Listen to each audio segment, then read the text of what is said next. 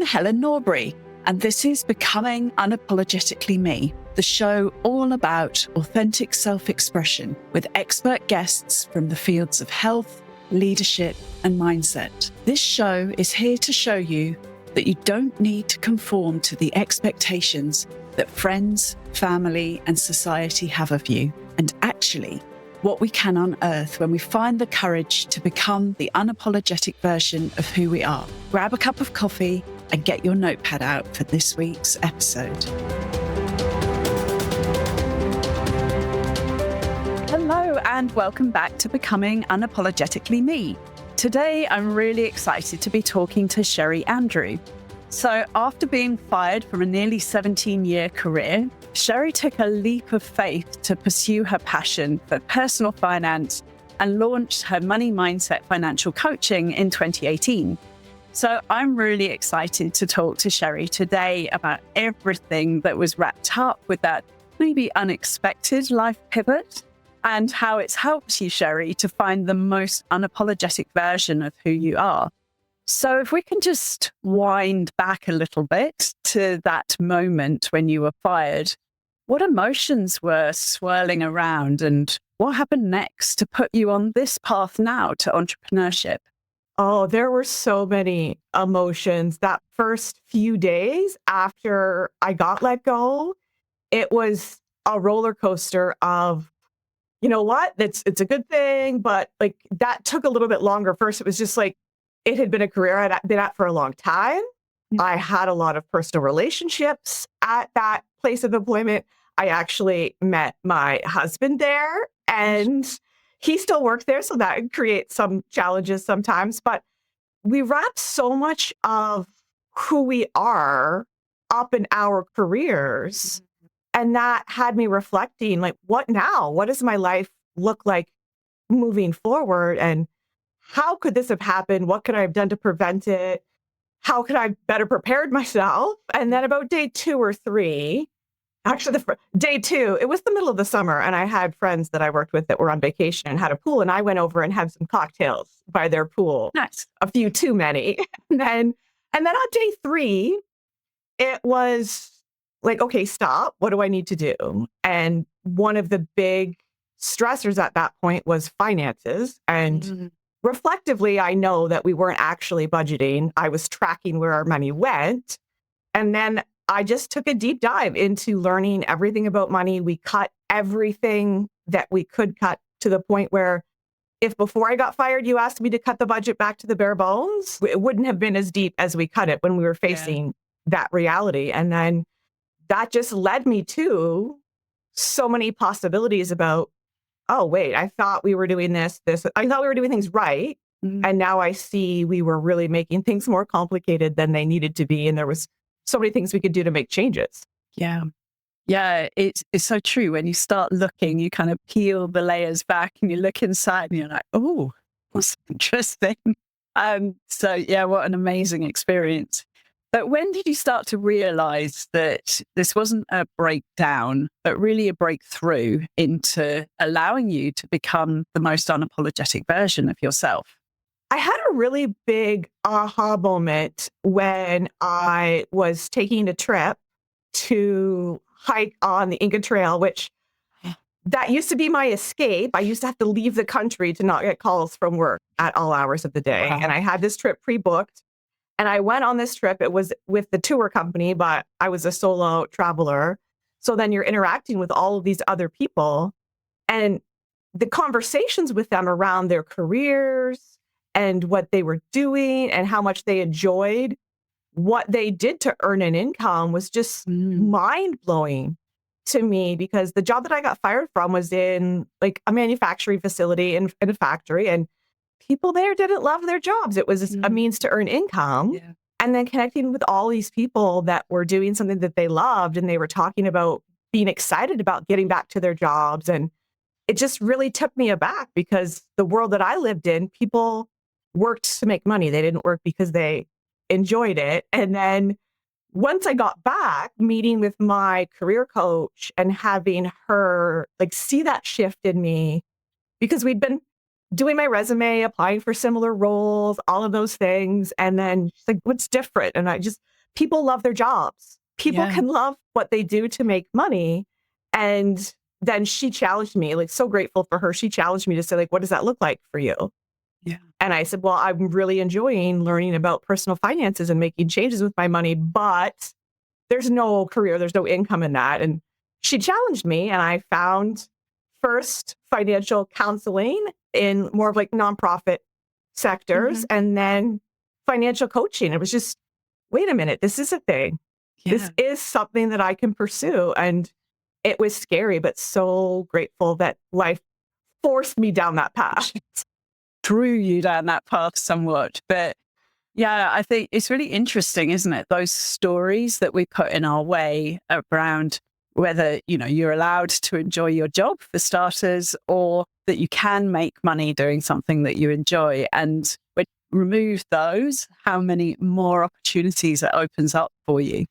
So what did you find that shifted internally for you when you stopped chasing that external stability and really started betting on yourself? Oh, that's a great question. And it really is still something that I work on, because it's a constant journey to believe in yourselves, and the ebbs and flows that you feel as an entrepreneur. They can feel really extreme. Some days things go wrong and you're doubting yourself and you're thinking you should just go do something different. And on other days you have these great breakthroughs with clients, but it really is a journey.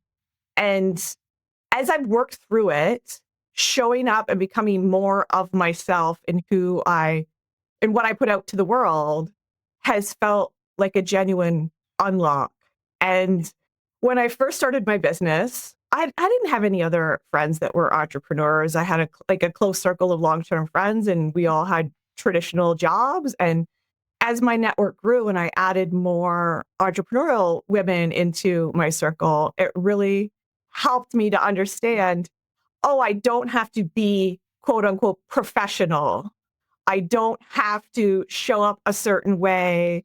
I can just be me. I can swear. I can do whatever I want in my business because it's me. Yeah. And I can let go of those expectations, and every expectation that falls a little bit every day connects me with people I really want to work with more and more. And those shifts have been huge, because when I get on a call with a potential client and they say they feel like they know me from what I share on social media, like, oh, yes, this is what I want. I want them to feel comfortable with me before we ever work together. And I want to show up in what I put out there to the world the same way I show up in my everyday world and in my coaching sessions. I don't want the clients to get whiplash. Yeah.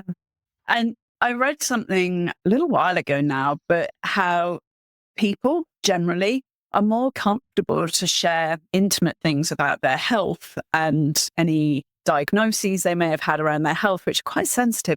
They're more prepared to share that than to talk about finances. So, of course, it's so important in your role that people trust you, because that's going to be absolutely fundamental in your relationship, isn't it?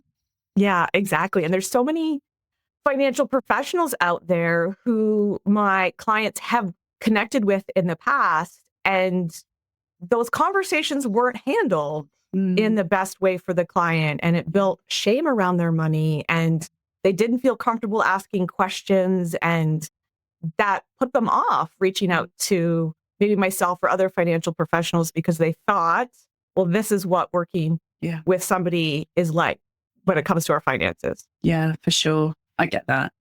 So you had a late ADHD diagnosis as well. So how has that shaped the way that you show up now in your business and in life in general? That was a big aha moment for me. And it started during it and TikTok and all other social media. And I started seeing these videos from these creators, and they were saying, well, here's how ADHD shows up in me. And I was nodding along. Wait a minute. All of these things make sense. And it really helped me to better understand myself and why I do the things the way I do them, and what I can use to lean into my ADHD so that I can move my business forward and really being kind to myself and helping me connect with other ADHD entrepreneurs who are my predominant financial coaching clients. Because when I looked at the things that we did with our money, I was like, wait, why? I have ADHD, and there's a lot of challenges financially for individuals that have ADHD. Why am I able to successfully manage my business and personal finances? And then I started looking at all of the systems that I have set up, going, oh, this makes sense. Using things that are predominantly challenges like time blindness, out of sight, out of mind, forgetting about some things and leaning into all of the things that support those challenges when it comes to our finances. Yeah. Can really understand that. My daughter had an ADHD diagnosis at 11, so much earlier.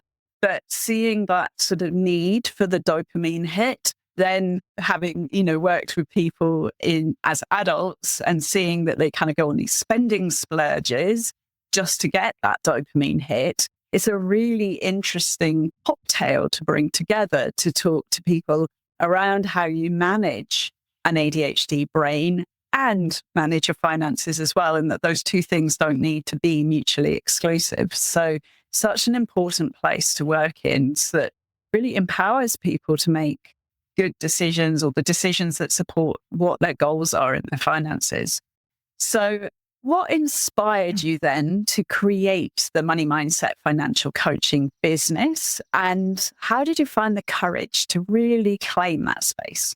There is nothing like a lack of income to inspire you to really dive into doing the uncomfortable things in your business. Because yes, through making changes with our own household finances, we were fortunate that we were a 2-income household. So we went down to a 1 income versus having no income coming in. So the changes that we made with our household finances allowed me to have some flexibility.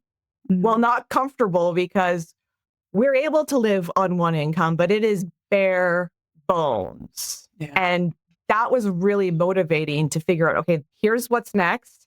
Okay, what do I do? What's the next step to start earning revenue in my business? And it is uncomfortable, but being able to do those things and see the impact has been so empowering. And I'm part of a bigger financial coaching like Facebook community. And sometimes one of the challenges I see is when people are doing it on the side, they have a full-time job and then they're doing it on the side and they want to transition to be fully self-employed, but they have the safety of that job, which I know that that is a time commitment and that pulls your time away too. But sometimes that safety holds you back in doing those things that are really uncomfortable to put yourself out there. 100%. You've got to find a solution, haven't you? Being able to have more wiggle room when I started to be able to pay myself from my business, then it felt so much different. Even being a lot lower than we were before I got fired, it still felt a lot more, like there was a lot more wiggle room because we had lived on just 1 income for a good chunk of time. My parents did the same thing. When my mum found out that she was pregnant with me, they tested living their life on 1 income, just because could she be able to leave work and be a full-time mum? And, so different circumstances, but a similar kind of outcome. So did you have money beliefs yourself that you had to unlearn before being able to then teach and coach others how to take control of their finances? It's interesting. I think we're always, no matter what profession we're in, working to better understand our money beliefs. And I think they're separate, right? I can still have money challenges because money and our emotions are so attached when it comes to our finances. But when we're looking at somebody else's, we don't have that emotional buy-in. So we can see things with a much different perspective than somebody who is in it. And yes, even though I'm a financial coach, there's sometimes when I talk to some of my financial professionals, be like, hey, here's what's going on. What would you recommend? Because they're able to look at it through their own eyes without those emotions attached to it. So no matter where you are lens. Yeah, exactly. No matter where you are, having an external set of eyes and mind look at it, it really can be beneficial to you. So I was talking to someone yesterday, in fact, who told me that now she's based in the USA. She was telling me that more than half of um, small businesses are now owned by females. And I think there's so many women who dream of leaving the 9 to 5 grind, but they're really terrified of the financial unknown element of that. So, how did you prepare? I know it wasn't necessarily ideal, your circumstances, but in hindsight, maybe, how would you have prepared to go full time in your business? And what are the pitfalls to look out for? Oh, I love this. And this is something that I love helping my clients with too. Take it from a side hustle into a full-time Yeah. gig. And it really is about building that runway, getting clarity on your personal finances, understanding what you actually need to pay yourself with kind of 3 different goals. Like, what's your bare minimum? What's your little bit of luxuries and not feeling so bare minimum? And then what's allowing you to put towards your savings goals and still live your life? Mm. And then starting to build that runway on the business side so that you are building up a buffer to cover your business expenses and to pay yourself consistently. And the system that I use and I help my clients set up too that are entrepreneurs is we separate things. It's not just all one business account. We have an account for expenses. We have an account for taxes. We have an account that we pay ourselves out of. And having a goal, okay, here's my bare minimum. If I look at my account that I'm paying myself out of, how many months do I need to feel secure to take the leap? And then when I do take the leap, how does that change my business income? Do I have a list that's a wait list that I can immediately generate more revenue because I have more time? Or do I need to get out and hustle to find more clients or more business? So really having that understanding to know when is that risk not risky anymore, but also still a little bit risky so that you've got that uncomfortableness to go out and do the things to grow your business. So it's like everybody's different. Some people want 6 months of us being able to pay themselves saved up. Some people like, no, when I get to 3 months, I'm giving my notice and I'm taking off. So understanding what comfort level you need, what your business expenses are and your personal expenses, and really devising a plan before you get to that situation to say, when I have this and this prepared, I am going to leave my job. Because when you're in it and you say, well, I have this and this, but I still don't really feel ready. So I'm just going to push those goals a little bit more. Really, anytime you can make decisions about something before you're in it, really helps to disconnect that emotion from the decision. Because yes, even though it's your decision, you're making it with clear eyes. But yes, logically, when I have these 3 things, I'm going to be ready to take the leap. And I think that's so important because you'll never feel ready, will you? There'll never come a point where you go, yep, all the ducks are in a row, right, let's go. Like nothing could possibly go wrong. You never get to that point. So like you say, looking at it very objectively and going, well, if I've got 6 months of pay saved up and I know that I generate this much a month and like looking back over my averages, that's a comfortable place for my risk appetite. And I think one of the other challenges that so many people find around entrepreneurship is that sort of instability in their income.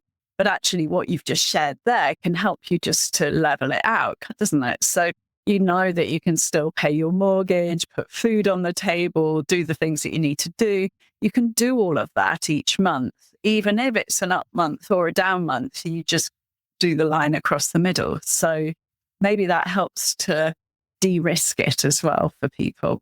Yeah. And like one of the big challenges that people perceive when going into full-time entrepreneurship is that ebb and flow and the good months and the bad months. But the system that I use and help my clients set up, it gets rid of that situation. I see a lot of people when we start working together, their business, if they have their business finances separate, basically it's a filter. They pay any business expenses and then whatever's left over is going into their personal account, which especially when you add ADHD to the mix, you have a good month, you transfer more, maybe it's $2,000 more into your personal account this month than last month. And then 2 weeks from now, a month from now, that money is all gone because we make decisions based on our bank account balances. Mm. And the more you have in your personal account without having it specifically designated for a purpose, it'll just disappear. Yes, so being for able sure. to stabilize and pay yourself a consistent income, whether that's monthly, weekly, twice a month, really helps the spending on the personal side as well. Yeah, for sure.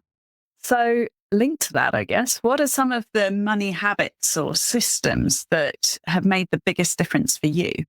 On the business side, it's having a clear plan for exactly when I move my money and where it goes. I have a spreadsheet where at the end of every month, I just plug in the amount that's in my business income account because its only job is to hold my income. Mm. And then based on percentages, it calculates exactly where I need to put the money. And then I'm able to make decisions based on what's in my salary account to determine, do I give myself a raise? What does that look like? And the system also includes a quarterly bonus, which is really Nice. lovely. Yeah.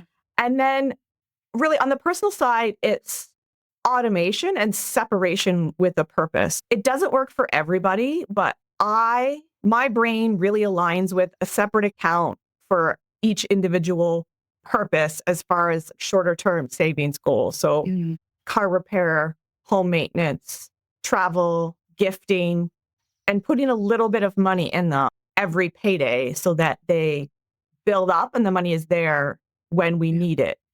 So many accounts is overwhelming for some brains, and we find alternative ways to group similar things together. But that's really been a big game changer for me financially. Yeah.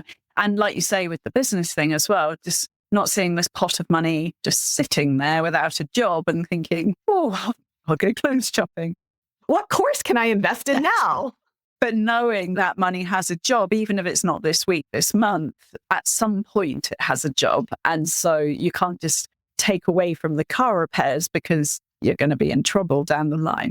That's great. So yeah, it's something I use myself as well, with some pots and buckets to kind of allocate money. And it's same for me, also been a real game changer. So what does money mindset mean to you? And why do you find it such a powerful foundation for change? It's the foundation to be able to understand what your goals, what your purposes are, how you're thinking about things. And for an entrepreneur, especially an ADHD entrepreneur who sometimes can have a roller coaster of emotions, especially around sales conversations, understanding the mindset that helps you go into those conversations in a good place and partnering that with a solid foundation for your money is really putting those pieces of the puzzle together is a game changer when it comes to decisions in your life, decisions in your business, but also sales conversations. Because when you go into a sales conversation with a potential client and you're talking to them, and there's kind of two paths, right? You're talking to them and you're like, yes, this client is aligned. They are an ideal client. We've got a good vibe. I really want to work with them.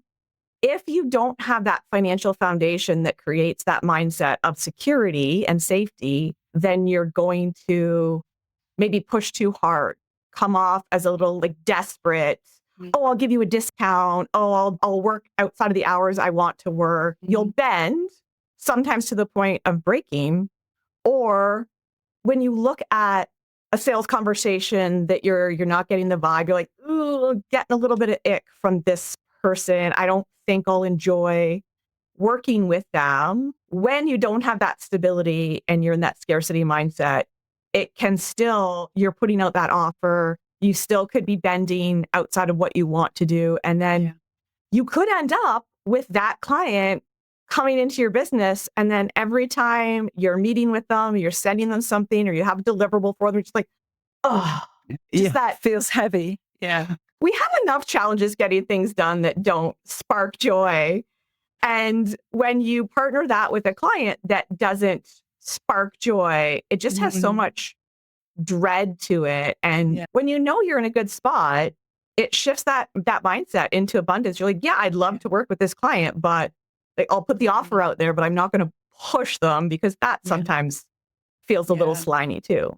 Sure. So I think you touched on it there, but what are some of the hardest mindset blocks that you've had to overcome on your entrepreneurial journey?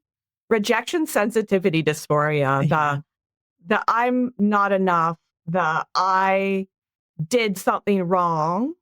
And this is something that I started on medication about a year, just over a year ago now. And it is something that has been really impactful to help me not take on so much of the responsibility, because I would have this free consultation with a potential client. I would feel very aligned. They would have problems that I know I could solve. And then something would happen and I would make the offer, but then they wouldn't take the next step. And for so long, I was sitting in, a year from now, 6 months from now, that potential client is still going to be exactly where they are now or worse. And what could I have said differently to allow them to take the step forward to working with me so that I could help them? And okay, I'll send them another email and I'll follow up and I'll do all these things. And I've really been able to release that. And yes, I'll still follow up because sometimes ADHD folks just need a little nudge, but that follow up isn't, what did I do wrong? How can I correct it? That follow up is, this is their decision.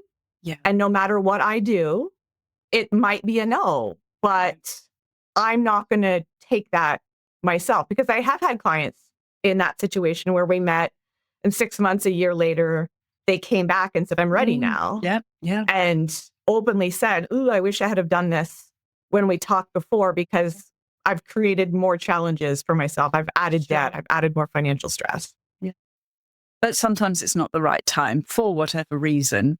So if you could go back and talk to yourself in that first year of your business, what would you say to yourself then? Oh, you've got the best questions. I would say to myself that people don't care about a certification, your education. People care about the belief that you have the skills and the knowledge to help them. Because I lost my job in summer of 2017, and it was almost a year later before I launched my business, because I thought, I have to get a certification. And I did, and I became an accredited financial counselor, which I probably would have pursued something like that anyways, but not one potential client has ever asked me about that. And the financial coaching and the coaching industry in general is very much unregulated. You don't need any education to hang a shingle and call yourself a financial coach. But I could have taken that course in conjunction with starting my business, but I thought, you need to do this. And it was very linear for me. You need to have your coaching certification or your financial counselor certification, and then you can start your business, and then you can do all of these things. And other things I thought I needed, a website. You don't. A website is nice. A website gives you credibility, but when you're new in business and you're trying to just get yourself out there, social media gives us a lot of platforms to be able to connect with people. And we don't need all the things we think we need. Just, Sherry, just do it. Just do it. And turn to practices that start generating revenue a lot. I think that's so true. And I look back on my school years and how much I tied myself in knots about my school exams and my degree and on and on and on. Same thing, like when I switched my career to become the coach that I am now, same thing. I need all the accreditations and the certificates. And actually, no one's ever asked for anything.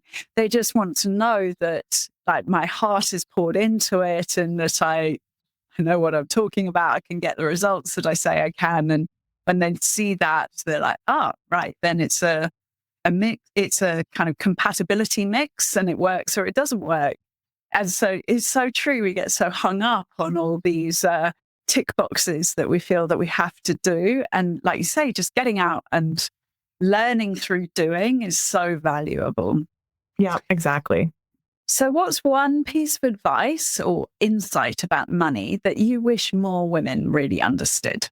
Oh, have a plan for your money. And if the word budget gives you the ick, don't call it a budget. Call it your financial freedom plan. Call it whatever resonates with you. But having a high level plan to see what money is coming in and what are your necessary expenses and what are the other expenses that you want to include in there, and really try and focus on what's important to you when you're making your plan and not what you think you want or need to spend your money on because of what others around you are doing. In the social media age, we see people traveling, buying a new car, buying a new house, and we think, oh, they're really successful. They must be doing things really well. Yeah. And we want to do those things and achieve those things. But do we really want to? And also, those people can be really financially stressed because, yes, a high income is nice. But when you have a really high mortgage payment and high car payments, all of those things add stress. And really having a simple life and having that life that you want, where would your dollars go? Yeah, I agree. I think so. Interestingly, I was talking about comparison to someone, just the other day, and you look at all these people and, oh, but my car's smaller, my house is this, my, whatever the comparisons are. But actually do the thing that lights up your soul, because you're living your life, not their life, and vice versa. And like you say, if you've got these big payments and big overheads, you're then tied into keeping that big income as well. You don't have the option to go, actually, I just want to go like one day a week and just tootle around and do a few things, because everything is so big that you've got to keep up with it. So yeah, really, that's really, really good message that you give there. So just to wrap this all up, which has been a fascinating conversation, what does unapologetically you mean in your life right now? And how's it evolved throughout your story? It really means, being unapologetically me really means giving fewer fucks, caring less about what others think. And that has evolved every year in my business. And the more I really focus on what is important to me, the better my business feels, the better my life feels. And really, everybody's searching for happiness. Everybody wants to be happy. They want to spend their money to make them happy, to get dopamine. But I really think the foundation of being content is where we're at. That's like being content really helps you spend based on what's important to you. And I've been reflecting this week a lot. We were able to purchase a cottage a few years ago, and I've been there this week, and it's right by the water, which I love. I can look out and see the water right here from my desk. And it really makes sense. I've designed my mornings to be super slow. I don't see clients early in the day. I take a couple of hours in the morning to meditate, to work out, to enjoy my coffee and read my book. And it's such a shift from what I used to do. I used to celebrate and brag about, I just got up half an hour ago and here I am at work, ready to work. And it's just like, wow, that's such night and day. And I was not content then, and I was spending money to do the things that I thought would bring me happiness. And then I used to love to travel, and I don't not enjoy travel now, but now it's like, well, why would I travel when I can just sit here and relax? And when I think about traveling, especially airports, it's just like, oh, that's a lot of stress. That's a lot of stimulation that doesn't go well with my brain. Yeah. Oh, I spent a really happy Canada day in a cottage on the lakes. Spent a week there. It was such an amazing experience. So sort of back to nature, and life slowed down, and as it should be, I think. So I totally can understand where you're coming from with that one. And it's been a big shift for me as well to do the same, like not judge your value by how many hours you're working, but actually I can be as productive in 4 hours as I could at 8 when I hadn't already done the meditation, the going to the gym, making sure that I was well nourished. All of those things allow me to be so much more productive in a shorter time, and at a time that works for me, a time of day that works for me. I'm not good at 9 o'clock in the morning. It's revelationary, isn't it, when that sort of lands for you? Yeah, and there's so much pressure around to be successful. You need to get up at 5 a.m. and do an ice bath for your face and a cold plunge. And no, that doesn't align with me. And as somebody who legitimately used to have a competition with another person who was in the same role as me in factory life about who had worked the most hours year to date. Yeah. It's so toxic when I look at it now. Before it's like, no, I've worked more overtime than you. And now it's like, not intentionally. interested. I intentionally don't see clients on Monday, Tuesday. Those are my productive, get shit done days. And then I start later in the days on Wednesday and Thursday and a little earlier on Friday to accommodate some schedules. But I'm never going to hang my hat on how many hours I'm working in a week again. It's the polar opposite. Yeah, for sure. And I think the more times that we can share that message between the majority of people who are now realizing that's not the way forwards, then, we just need to keep drip feeding that. And I think as women, particularly, it's especially important because, a lot of the metrics around you need to sleep 8 hours a night, that's designed around a man's body. A woman actually needs more sleep than that. And, some of the other productivity things, how women work better is not designed around the way that we've historically been told that we have to work. It doesn't work for most females. Don't think it necessarily works for a lot of men either, but definitely not from the female perspective.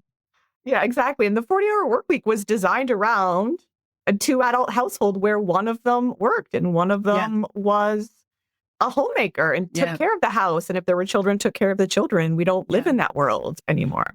No, for sure.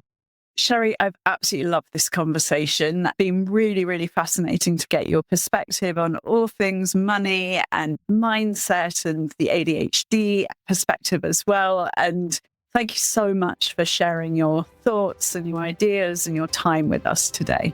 Thank you so much for having me. It's been a pleasure. Oh, thank you. Thank you for listening to this episode of Becoming Unapologetically Me. Make sure you subscribe to the show on Apple Podcasts, Spotify, YouTube, or wherever you listen to your podcasts so you never miss an episode.